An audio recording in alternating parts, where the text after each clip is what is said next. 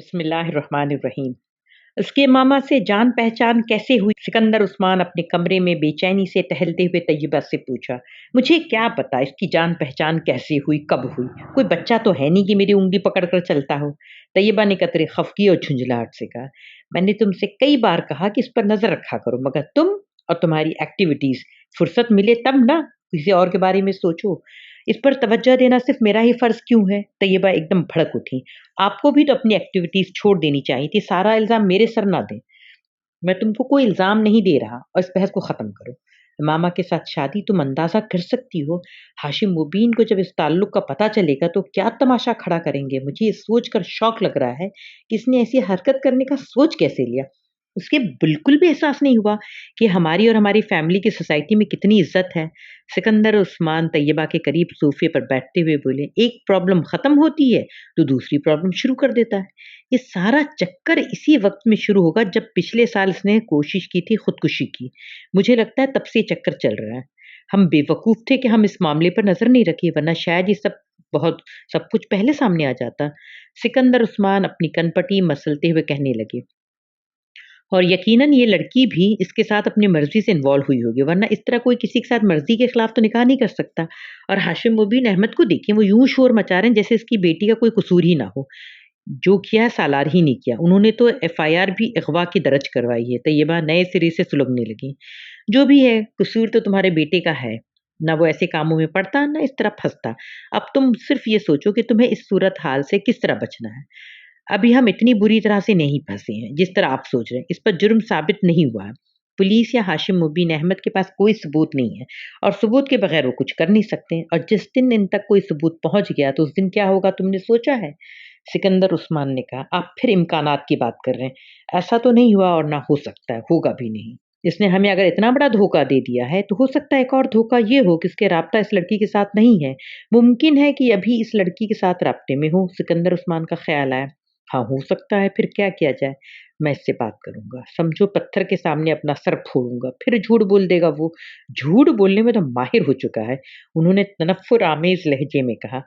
بس چند ماہ میں اس کا BBA مکمل ہو جائے، پھر میں اسے باہر بھجوا دوں گا۔ کم از کم ہاشم مبین احمد کی طرف جن اندیشوں کا میں شکار رہتا ہوں وہ تو ختم ہوں گے۔ انہوں نے سگریٹ کا ایک کش لگایا۔ مگر آپ ایک چیز بھول رہے سکندر، طیبہ نے بڑی سنجیدگی سے چند لمحوں کی خاموشی کے بعد کہا۔ کیا؟ سکندر نے بھی انہیں چونک کر دیکھا۔ سالار کی امامہ کے ساتھ خفیہ شادی؟ اس شادی کے بارے میں جو بھی کچھ کرنا ہے وہ آپ کو خود کرنا ہے۔ آپ کیا کریں گے اس شادی کے بارے میں؟ طلاق کے علاوہ اس شادی کا اور کیا کیا جا سکتا ہے؟ سکندر عثمان نے قطعی لہجے میں کہا۔ وہ تو شادی ماننے پر تیار نہیں تو طلاق دینے پر رضامند ہو جائے گا۔ جب میں اسے ثبوت پیش کروں گا تو اسے اپنی شادی کا اعتراف کرنا ہی پڑے گا، اور اگر شادی کا اعتراف کرنے کے بعد بھی اس نے امامہ کو طلاق دینے سے انکار کر دیا تو کوئی نہ کوئی راستہ نکالنا پڑے گا، اور وہ میں نکال لوں گا، چاہے وہ اپنی مرضی سے اسے طلاق دے یا پھر مجھے زبردستی کرنا پڑے۔ میں یہ معاملہ ختم کر دوں گا۔ اس طرح کی شادی انسان کو ساری عمر خار کرتی ہے، اسے تو پیچھا چھڑانا ہی پڑے گا، ورنہ میں اسے مکمل طور پر اپنی جائیداد سے آگ کر دینے کا ارادہ رکھتا ہوں۔ سکندر عثمان نے دو ٹوک انداز میں کہا۔ حسن کچھ دیر پہلے اسلام آباد کے ایک ہوٹل میں تھا جب اچانک اسے اپنے والد کی کال ملی۔ وہ جلد از جلد گھر پہنچنے کے لیے کہہ رہے تھے۔ ان کا لہجہ بےحد عجیب تھا، مگر حسن نے توجہ نہیں دی۔ لیکن جب 15 منٹ کے بعد اپنے گھر پہنچا تو پورچ میں کھڑی سکندر عثمان کی گاڑی دیکھ کر چوکنا ہو گیا۔ وہ سالار کے گھر کی تمام گاڑیوں اور ان کے نمبرز کو اچھی طرح پہچانتا تھا۔ سکندر انکل کو میرے معاملے میں انوالو ہونے کے حوالے سے کوئی ثبوت نہیں ملے ہیں، اس لیے مجھے پریشان ہونے کی ضرورت نہیں ہے۔ وہ زیادہ سے زیادہ سالار کا دوست سمجھ کر پوچھ گچھ کے لیے آئے ہوں گے۔ میں بڑے اطمینان سے ان کی باتوں کا جواب دوں گا اور کسی بھی الزام کی تردید کر دوں گا، لیکن میری پریشانی پاپا کے سامنے میری پوزیشن مشکوک کر دے گی، اس لیے سکندر انکل کو دیکھ کر مجھے کوئی رد عمل ظاہر نہیں کرنا چاہیے۔ اس نے پہلا اپنے لائے حمل طے کیا اور پھر بڑے اطمینان کے ساتھ اسٹڈی میں داخل ہو گیا۔ اس کے والد قاسم فاروقی اور سکندر عثمان کافی پی رہے تھے، لیکن ان کے چہرے کی غیر معمولی سنجیدگی اور اضطراب وہ ایک لمحے میں بھانپ گیا۔ کیسے انکل سکندر آپ؟ اس بار آپ بہت دنوں کے بعد ہماری طرف آئے۔ باوجود اس کے سکندر یا قاسم نے اس کے ہیلو کا جواب نہیں دیا، حسن نے بہت بے تکلفی کا مظاہرہ کیا۔ اسے اس بار بھی جواب نہیں ملا۔ سکندر عثمان اسے غور سے دیکھ رہے تھے۔ بیٹھو۔ कासिम फारूकी ने कदरे दुरुस्ती से कहा, सिकंदर तुमसे कुछ बातें पूछने आया है और तुम्हें हर बात का ठीक ठीक जवाब देना है। अगर तुमने झूठ बोला तो मैं सिकंदर से कह चुका हूं कि वो तुम्हें पुलिस के पास ले जाए। मेरी तरफ से तुम भाड़ में जाओ, मैं तुम्हें किसी तरह से बचाने की कोशिश नहीं करूंगा। कासिम फारूकी ने इसको बैठते हुए बिला तमहीद कहा। पापा आप क्या कह रहे हैं? मैं आपकी बात समझा नहीं। हसन ने हैरत का मुजाहरा किया, मगर इसका दिल धड़कने लगा था। वो मामला इतना सीधा नहीं था जितना उसने समझ लिया था। ओवर स्मार्ट बनने की कोशिश मत करो सिकंदर, पूछो इससे क्या पूछना चाहते हो और मैं देखता हूँ ये कैसे झूठ बोलता है। इमामा के साथ सालार की शादी में शिरकत की है तुमने? अंकल आप क्या बात कर रहे हैं? कौन सी शादी, कैसी शादी? हसन ने मजीद हैरत का मुजाहरा किया, वही शादी जो मेरी अदम मौजूदगी में मेरे घर पर हुई थी, जिसके लिए इमामा को पेपर्स भिजवाए गए थे। प्लीज़ अंकल आप मुझ पर इल्ज़ाम लगा रहे हैं। आपके घर में ज़रूर आता जाता रहता हूँ, मगर मुझे सालार की किसी शादी के बारे में कुछ पता नहीं और ना ही मेरे मालूमात के मुताबिक इसने शादी की है। मुझे तो इस लड़की का पता भी नहीं जिसका आप नाम ले रहे हो सकता है सालार की किसी लड़की के साथ इन्वॉल्वमेंट हो, मगर मैं इसके बारे में नहीं जानता। वो हर बात मुझे नहीं बताता। सिकंदर उस्मान और कासिम फारूकी खामोशी से इसकी बात सुनते रहे। वो खामोश हुआ तो सिकंदर उस्मान ने अपने सामने एक टेबल पर पड़ा एक लिफाफा उठाया और उसमें मौजूद चंद कागज निकाल कर उसके सामने रख दिया। हसन का रंग पहली बार उड़ा। वो इमामा वो सालार का निकाहनामा था। इस पर देखो, ये तुम्हारे सिग्नेचर्स हैं ना? सिकंदर ने सर्द लहजे में पूछा। अगर ये सवाल उन्होंने कासिम फारूक के सामने ना किया होता तो उन दस्तखत को अपने दस्तखत मानने से इनकार कर देता, मगर इस वक्त वो ऐसा नहीं कर सकता था। ये मेरे सिग्नेचर्स हैं मगर मैंने नहीं किए, इसने हकलाते हुए कहा। फिर किसने किए हैं, तुम्हारे फरिश्तों ने या सालार ने? कासिम फारूकी ने तंजिया लहजे में कहा। हसन कुछ बोल नहीं सका। वो हवास बाख्ता सा सब बारी बारी इन्हें देखने लगा। इसके वहम और गुमान भी में नहीं था कि सिकंदर उस्मान उस तरह इसके सामने वो निकाहनामा निकाल कर रख देंगे। वो ये भी नहीं जानता था कि उन्होंने वो निकाहनामा कहाँ से हासिल किया था, सालार से या फिर इसकी सारी अक्लमंदी और चालाकी धरी की धरी रहेगी। तुम ये नहीं मानोगे कि सालार का इमामा के साथ निकाह तुम्हारी मौजूदगी में हुआ। कासिम फारूकी ने अख उखड़े हुए लहजे में उससे कहा।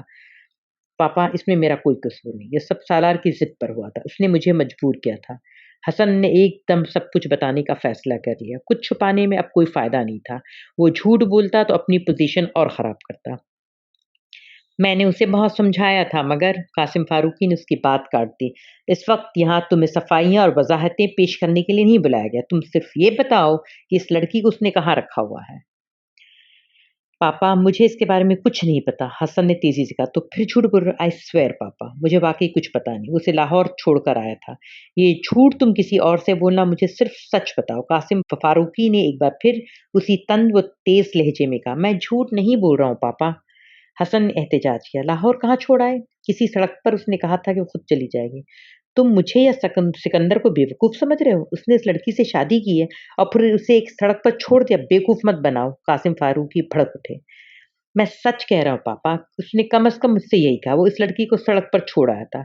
तुमने इसे पूछा नहीं कि फिर इस लड़की के साथ शादी क्यों की, अगर उसे यही करना था? पापा उसने शादी इस लड़की की मदद के लिए की थी। उसके घर वाले जबरदस्ती उसकी शादी किसी लड़के से करना चाहते थे और वो नहीं करना चाहती थी। उसने सालार से राब्ता किया, मदद मांगी और सालार उसकी मदद पर तैयार हो गया। वो सिर्फ चाहती थी कि सालार वक्ती तौर पर उससे निकाह कर ले ताकि उसके वालिदैन जबरदस्ती की शादी ना करें। वो इस निकाह को बताकर उन्हें रोक सके। हसन ने अब सच्चाई पर पर्दा नहीं डाल सकता था, इसलिए उसने हर बात बताने का फैसला कर लिया। अगर ज़रूरत पड़े तो बेल के ज़रिए को इसको रिहाई दिलवाई जा सके, मगर ये कोई मोहब्बत वगैरह की शादी नहीं है। वो लड़की वैसे भी किसी और लड़के को पसंद करती थी। तुमने तो बड़ी अच्छी कहानी बनाई है, मगर मैं कोई बच्चा नहीं हूँ इस कहानी पर यकीन कर लूँ। तुम्हें मामा तक पहुँचने में सिकंदर की मदद करनी है, कासिम फारूकी ने कतई लहजे में कहा। पापा मैं ये कैसे कर सकता हूँ, मुझे इसके बारे में कुछ नहीं पता। हसन ने एहतजाज किया। तो तुम ये कैसे करोगे? ये तुम खुद जान सकते हो। मुझे सिर्फ ये बताना था कि तुम्हें क्या करना है। पापा प्लीज आप मुझ पर यकीन करें, मैं मामा के बारे में कुछ नहीं जानता, निकाह करवाने के अलावा और मैंने कुछ नहीं किया। हसन ने कहा। तुम उसके इतने करीब हो गए अपनी खुफिया शादी में, वो तुम्हें गवाह के तौर पर ले रहा है, मगर तुम्हें ये नहीं पता कि इसकी बीवी घर से भागने के बाद अब कहाँ है। मैं ये मानने पर तैयार नहीं हूँ हसन, किसी सूरत में भी नहीं। कासिम फारूकी ने दो टोक अंदाज में कहा। तुम्हें अगर पता नहीं, तुम भी इसका पता कराओ कि वो कहाँ है। सालार तुमसे कुछ नहीं छुपाएगा। पापा वो मुझे बहुत सी बातें छुपाता है, मुझे नहीं बताता। वो सब बातें तुम्हें बताता है या नहीं? फ़िलहाल सिर्फ़ एक चीज़ में दिलचस्पी रखता हूँ कि वो मामा के बारे में मालूमात हैं। तुम हर तरीके से उससे मामा का पता हासिल करो और सालार को किसी तरह से ये पता नहीं चलना चाहिए कि सिकंदर को उसकी शादी की इत्तला मिल चुकी है या इसने इस सिलसिले में तुमसे कोई मुलाकात ही की है। अगर मुझे ये पता चला कि सालार ये बात जान गया है तो मैं तुम्हारा वो हशर करूँगा कि तुम याद रखो। मैं सिकंदर को तो पहले ही इजाज़त दे चुका हूँ कि वह हाशिम मुबीन को तुम्हारा नाम दे दे। इसके बाद हाशिम मुबीन तुम्हारे साथ पुलिस के ज़रिए निपटे या किसी और तरीके से, मैं बिल्कुल परवाह नहीं करूँगा। अब तुम ये तय कर लो कि तुमने सालार के साथ दोस्ती निभानी है या फिर इस घर में रहना है। कासिम फारूकी ने कतईयत से कहा। पापा मैं कोशिश करता हूँ कि किस तरह मामा के बारे में कुछ मालूमात मिल जाए। मैं सालार के इस बारे में बात करूँगा। मैं उसे ये नहीं बताऊँगा कि सिकंदर अंकल को इस सारे मामले के बारे में पता चल गया है। वो मैंने मैकेनिकी अंदाज में दोहराता जा रहा था और इस बार वो वाक़ई बुरी तरह और खिलाफ़ तवक्को फँसा था। सालार चंद दिन घर बैठा रहा मगर फिर ज़िद करके उसने कॉलेज जाना शुरू कर दिया। हाशिम मुबीन और उसके घर वाले मामा की तलाश में ज़मीन और आसमान एक किए हुए थे। अगरचे वो सब कुछ बड़ी राजदारी के साथ कर रहे थे लेकिन इसके बावजूद इनके मुलाज़मीन और पुलिस के ज़रिए सिकंदर को इनकी कोशिश की खबर मिल रही थी। वो लाहौर में भी मामा की हर उस सहेली से राब्ता कर रहे थे जिसे वो जानते थे। सालार ने एक दिन अखबार में बाबर जावेद नामी एक शख्स का खाका देखा। इसके बारे में मालूमात देने वाले के लिए इनाम का ऐलान था। वो इस नाम से अच्छी तरह वाकिफ़ था। यही वो फ़र्ज़ी नाम था जो हसन ने वकील को इमामा का शौहर दिया था। वो इश्तिहार यकीनन इमामा के घर वालों की तरफ से था। हालाँकि नीचे दिया गया फ़ोन नंबर इमामा के घर का नहीं था। वो अंदाज़ा कर सकता था कि पुलिस इस वकील के पास पहुँच गई होगी और उसके बाद उस वकील ने उस आदमी के कवायफ इन्हें बताए होंगे। अब ये हकीकत सिर्फ़ वो वकील और हसन वो खुद जानता था कि बाबर जावेद सिरे से कोई वजूद नहीं रखता, मगर वो मुतमईन हो गया था कि हाशिम मुबीन के घरवालों को किसी हद तक वो भटकाने में कामयाब रहा था। इस पूरे अरसे के दौरान सालार इमामा की कॉल का मुंतज़िर रहा। इसने कई बार इमामा के उसके मोबाइल पर कॉल भी किया मगर हर बार उसे मोबाइल ऑफ मिलता। उसे तजस्सुस हो रहा था कि वो कहाँ थी। उस तजस्सुस को हवा देने में कुछ हाथ हसन का भी था, जो बार-बार उससे मामा के बारे में पूछता रहता था। बाज़ दफ़ा वो चिढ़ जाता, मुझे क्या पता वो कहाँ है और मुझसे क्यों राब्ता नहीं कर रही। बाज़ दफ़ा मुझे लगता है कि उसे मुझसे ज़्यादा तुम्हें दिलचस्पी है।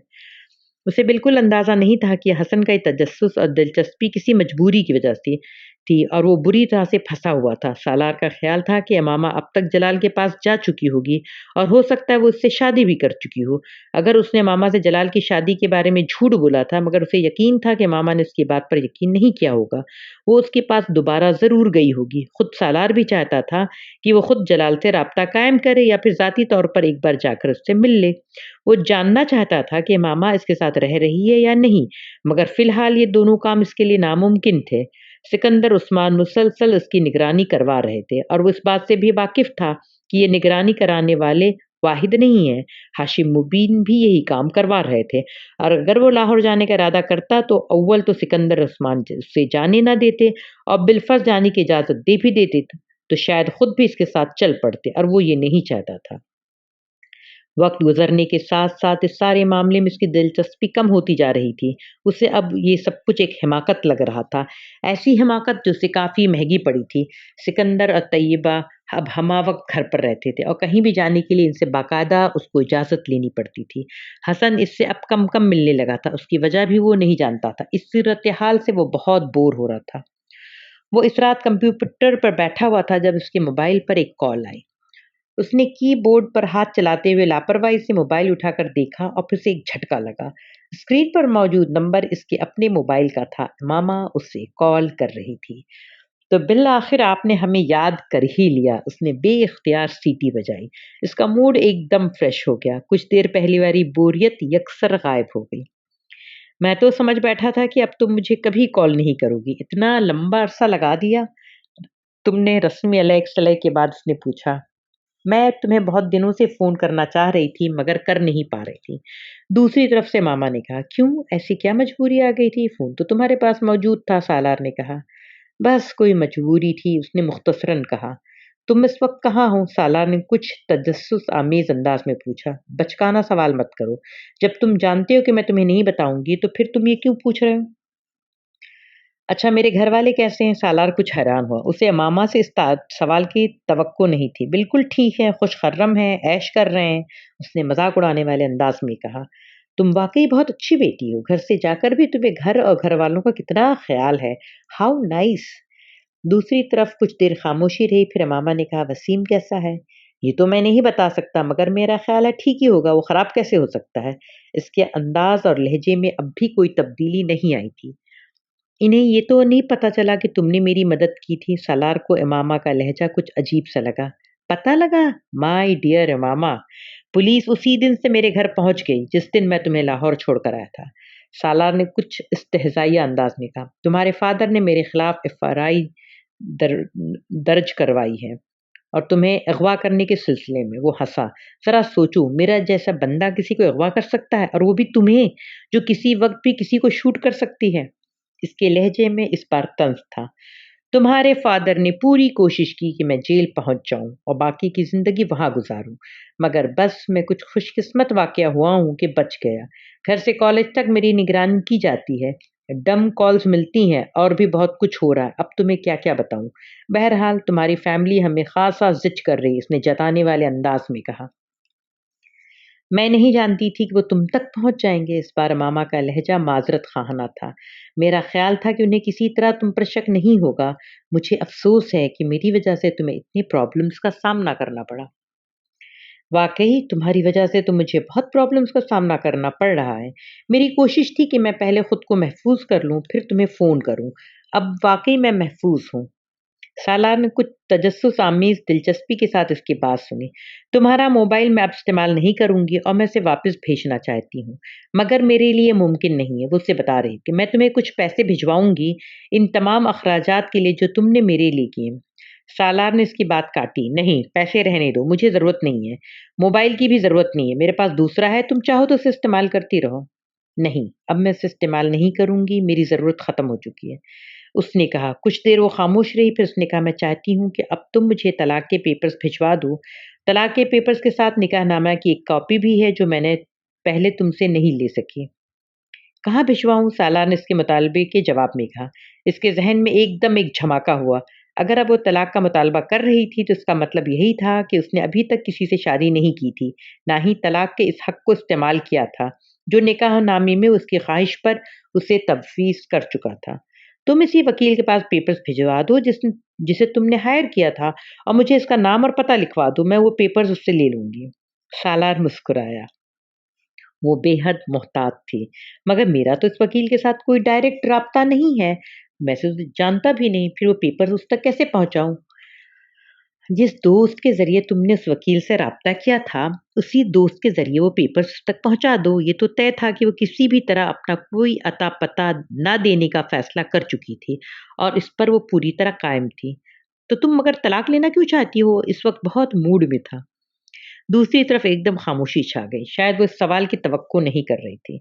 तलाक क्यों लेना चाहती हो? तुम कितनी अजीब बात कर रहे हो। ये तो पहले ही से ही तय था ना कि मैं तुमसे तलाक लूँगी, फिर इस सवाल की क्या तुक बनती है? इमामा के लहजे में हैरानी थी। वो तो तब की बात थी, अब तो ख़ासा लंबा वक़्त गुज़र गया है और मैं तुम्हें तलाक देना नहीं चाहता। सालार ने बेहद संजीदगी से कहा। वो अंदाज़ा कर सकता था कि दूसरी तरफ इस वक़्त इमामा के पैरों के नीचे से हकीकतन ज़मीन निकल गई होगी। तुम क्या कह रहे हो? मैं ये कह रहा हूँ इमामा डियर कि मैं तुम्हें तलाक नहीं देना चाहता और ना ही दूँगा। उसने एक और धमाका किया। तुम तलाक का हक़ पहले ही मुझे दे चुके हो, इमामा ने बेख्तियार कहा। कब? कहाँ? किस वक़्त? किस सदी में? सालार ने इत्मीनान से कहा। तुम्हें याद है, मैंने निकाह से पहले तुम्हें कहा था कि निकाहनामे में तलाक का हक़ चाहती हूँ और तुमने दिया था। अब वो हक़ मैं इस्तेमाल कर सकती हूँ, तुम्हें याद होना चाहिए। वो जता रही थी। अगर मैं तुम्हें ये हक़ देता तो तुम ये हक़ इस्तेमाल कर सकती थी, मगर मैंने तो तुम्हें ऐसा कोई हक़ दिया ही नहीं है। तुमने निकाहनामा देखा? वहाँ ऐसा कुछ भी नहीं था। ख़ैर तुमने देखा ही होगा, वरना आज तलाक की बात तो नहीं कर रही होती। दूसरी तरफ एक बार फिर खामोशी छा गई। सालार ने हवा में तीर चलाया था, मगर वो निशाने पर बैठा था। इमामा ने यकीनन पेपर साइन करते हुए इन्हें देखने की ज़हमत नहीं की थी और सालार बेहद महफूज हो रहा था। तो तुमने मुझे धोखा दिया, बहुत देर बाद इसने इमामा को कहते सुना। हाँ, बिल्कुल उसी तरह जिस तरह तुमने पिस्टल दिखाकर मुझे धोखा दिया, वो बर्जस्तगी से बोला। मैं समझता हूँ कि तुम और मैं बहुत अच्छी ज़िंदगी गुज़ार सकते हैं। हम दोनों में इतनी बुराइयाँ और इतनी ख़ामियाँ हैं कि हम दोनों एक-दूसरे को मुकम्मल तौर पर कॉम्प्लीमेंट करते हैं।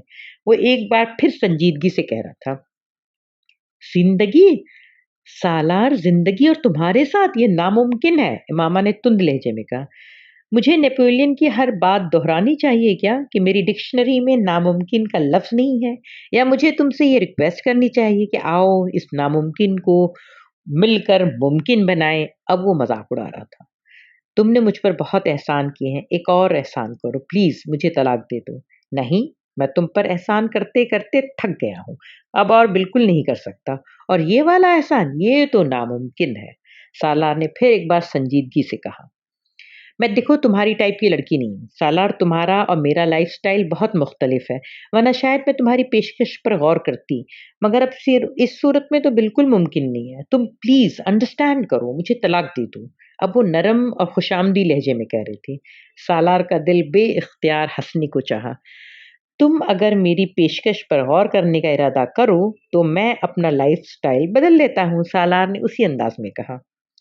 तुम समझने की कोशिश करो, तुम्हारी और मेरी हर चीज़ मुख्तलिफ है, ज़िंदगी की फ़िलॉसफ़ी ही बिल्कुल डिफरेंट है, हम दोनों इकट्ठे नहीं रह सकते, इस पर वो झुंझलाई। नहीं, मेरी और तुम्हारी फ़िलॉसफ़ी ऑफ लाइफ़ बहुत मिलती है, तुम्हें इस बारे में परेशान होने की बिल्कुल ज़रूरत नहीं है। अगर ये मिलती ना भी होती, तो ज़रा-सी एडजस्टमेंट के बाद मिलने लगेगी। वो इस तरह बोला जैसे वो अपने बेहतरीन दोस्त के साथ गुफ्तगू कर रहा हो। वैसे भी मुझ में क्या कमी है? मैं तुम्हारे पुराने मंगेतर असजद जैसा खूबसूरत ना सही, मगर जलाल अंसर जैसा मामूली शक्ल सूरत का भी नहीं हूँ। मेरी फैमिली को तुम अच्छी तरह जानती हो। करियर मेरा कितना ब्राइट होगा इसका तुम्हें अंदाज़ा है। मैं हर लिहाज से जलाल से बेहतर हूँ। वो अपने लफ्ज़ों पर ज़ोर देते हुए कहा और उसकी आँखों में चमक और होठों पर मुस्कुराहट नाच रही थी और वो मामा को बुरी तरह से ज़िच कर रहा था और वो हो रही थी। मेरे लिए कोई भी शख्स जलाल जैसा नहीं हो सकता और तुम तो किसी सूरत नहीं। इसकी आवाज़ में पहली बार नुमायाँ ख़फ़गी झलक रही थी। क्यों? सालार ने बेहद मासूमियत से पूछा। तुम मुझे अच्छे नहीं लगते। आखिर तुम ये बात क्यों नहीं समझते? देखो तुमने अगर तलाक ना दी तो मैं कोर्ट चली जाऊँगी। अब वो उसे धमका रही थी। सालार उसकी बात पर बे-इख्तियार हँसा। You are most welcome. जब चाहें चली जाएँ। कोर्ट से अच्छी जगह मेल मुलाकात के लिए और कौन-सी होगी? आमने-सामने खड़े होकर बात करने का मज़ा ही कुछ और होगा। वो महफ़ूज़ हो रहा था। वैसे तुम्हें बात ज़रूर याद रखनी चाहिए कि कोर्ट में सिर्फ़ मैं नहीं पहुँचूँगा, बल्कि तुम्हारे पेरेंट्स भी पहुँचेंगे। वो इस्तेहज़ाइया अंदाज़ में बोला। सालार, मेरे लिए बहुत से प्रॉब्लम्स हैं, तुम भी इसमें इज़ाफ़ा ना करो। मेरी ज़िंदगी बहुत मुश्किल है और हर गुज़रते दिन के साथ मज़ीद मुश्किल होती जा रही है। कम से कम तुम मेरी मुश्किलात को तो मत बढ़ाओ। इस बार मामा के लहजे में रंजीदगी और बेचारगी थी। वो कुछ और महसूस हुआ। मैं तुम्हारे मसाइल में इज़ाफ़ा करने की कोशिश कर रहा हूँ? माय डियर, मैं तो तुम्हारी हमदर्दी में घुल रहा हूँ। तुम्हारे मसाइल को ख़त्म करने की अनथक कोशिश कर रहा हूँ। तुम खुद सोचो, मेरे साथ रहकर तुम कितनी अच्छी और महफ़ूज़ ज़िंदगी गुज़ार सकती हो। वो बज़ाहिर बड़ी संजीदगी से कह रहा था। तुम जानते हो, मैं इतनी मुश्किलात किस लिए सही हैं? तुम समझते हो मैं एक ऐसे शख्स के साथ रहने पर तैयार हो जाऊँगी, जो हर वो कबीरा गुनाह करता है जिसे मेरे पैगंबर, मेरे रसूल ना सल्लल्लाहु अलैहि वसल्लम नापसंद करते हैं। नेक औरतें नेक मर्दों के लिए होती हैं और बुरी औरतें बुरे मर्दों के लिए। मैंने ज़िंदगी में बहुत सी गलतियाँ की हैं, मगर मैं इतनी बुरी नहीं हूँ कि तुम्हारे जैसा बुरा मर्द मेरी ज़िंदगी में आए। जलाल मुझे नहीं मिला, मगर मैं तुम्हारे साथ भी ज़िंदगी नहीं गुज़ारूँगी। उसने बेहद तल्ख़ अंदाज़ में तमाम लिहाज़ बालाए ताक रखते हुए कहा। शायद इसीलिए जलाल ने भी तुमसे शादी नहीं की, क्योंकि नेक मर्दों के लिए नेक औरतें होती हैं, तुम्हारी जैसी नहीं। सालार ने उसी का टुकड़ा तोड़ अंदाज में जवाब दिया। दूसरी तरफ खामोशी रही। इतनी लंबी खामोशी कि सालार को उसे मुखातिब करना पड़ा। हेलो, तुम सुन तो रही हो? सालार, मुझे तलाक दे दो। उसे अमामा की आवाज़ भर्राई हुई लगी। सालार को एक अजीब सी खुशी का एहसास हुआ। तुम कोर्ट में जाकर ले लो, जैसे तुम कह चुकी हो। सालार ने तुर्की बतुर्की कहा और दूसरी तरफ से फ़ोन बंद कर दिया गया। हसन ने इन चंद माह में सालार से मामा के बारे में जानने की बेहद कोशिश की थी। مگر وہ ناکام رہا تھا۔ وہ اس بات پر یقین کرنے کا تیار نہیں تھے کہ سالار اور امامہ کے درمیان کوئی رابطہ نہیں تھا۔ سالار کی طرح خود انہوں نے موبائل پر بار بار اسے رابطہ کرنے کی کوشش کی مگر ناکامی ہوئی۔ سکندر نے سالار کو امریکہ میں مختلف یونیورسٹیز میں اپلائی کرنے کے لیے کہہ دیا تھا۔ وہ جانتے تھے کہ اس کا اکیڈمک ریکارڈ ایسا تھا کہ کوئی بھی یونیورسٹی اسے لینے میں خوشی محسوس کرے گی۔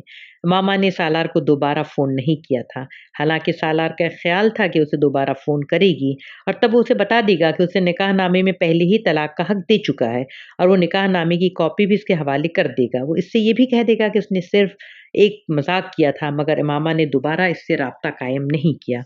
نہ ہی سالار نے اپنے پیرنٹس میں اس نکاح نامے کو دوبارہ دیکھنے کی زحمت کی، ورنہ وہ بہت پہلے اس کی عدم موجودگی سے واقف ہو جاتا۔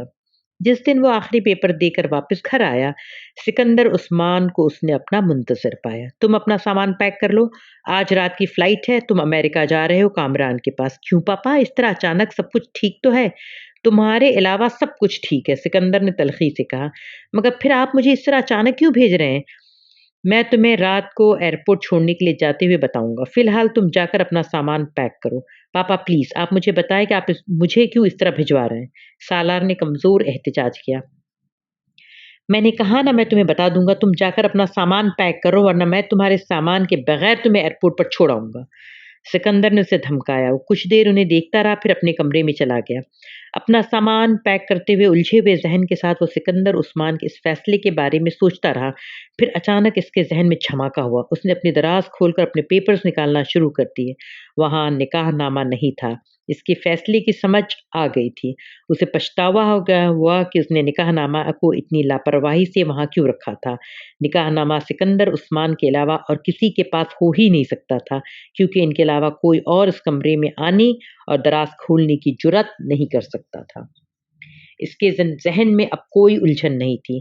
اس نے بڑی خاموشی کے ساتھ اپنا سامان پیک کیا۔ اب وہ صرف یہ سوچ رہا تھا کہ سکندر عثمان سے ایئرپورٹ جاتے ہوئے کیا بات کرے گا۔ رات کو ایئرپورٹ چھوڑنے کے لیے صرف سکندر اس کے ساتھ نہیں آئے تھے، طیبہ نہیں، ان کا لہجہ اور انداز بے حد روکھا اور خشک۔ سالار نے بھی اس بار کوئی سوال نہیں کیا۔ ایئرپورٹ پر جاتے ہوئے سکندر عثمان نے اپنا بریف کیس کھول کر ایک سادہ کاغذ اور قلم نکالا اور بریف کیس کے اوپر رکھ کر اس کی طرف بڑھا دیا۔ اس پر سائن کر دو۔ یہ کیا ہے؟ سالار نے حیرانی سے سادہ کاغذ کو دیکھا۔ تم صرف سائن کرو اور سوال مت کرو، انہوں نے بے حد روکھے انداز میں کہا۔ سالار نے مزید کچھ کہے بغیر ان کے ہاتھ میں پکڑا ہوا قلم لے کر اس کاغذ پر سائن کر دیا۔ سکندر نے اس کاغذ کو تہہ کر کے بریف کیس میں رکھا اور بریف کیس کو دوبارہ بند کر دیا۔ جو تم کر چکے ہو، اس کے بعد تم سے کچھ کہنا یا کوئی بات کرنا بیکار ہے۔ تم مجھ سے ایک کے بعد دوسرا، دوسرے کے بعد تیسرا جھوٹ بولتے رہے، یہ سمجھتے ہوئے کہ مجھے تو کبھی حقیقت کا پتہ نہیں چلے گا۔ میرا دل تو یہ چاہتا ہے کہ تمہیں امریکہ بھیجنے کے بجائے ہاشم مبین کے حوالے کر دوں تاکہ تمہیں اندازہ ہو اپنی حماقت کا، مگر میرا مسئلہ یہ ہے کہ میں باپ ہوں تمہارا، مجھے تمہیں بچانا ہی ہے۔ تم میری اس مجبوری کا آج تک فائدہ اٹھاتے رہے ہو، مگر آئندہ نہیں اٹھا سکو گے۔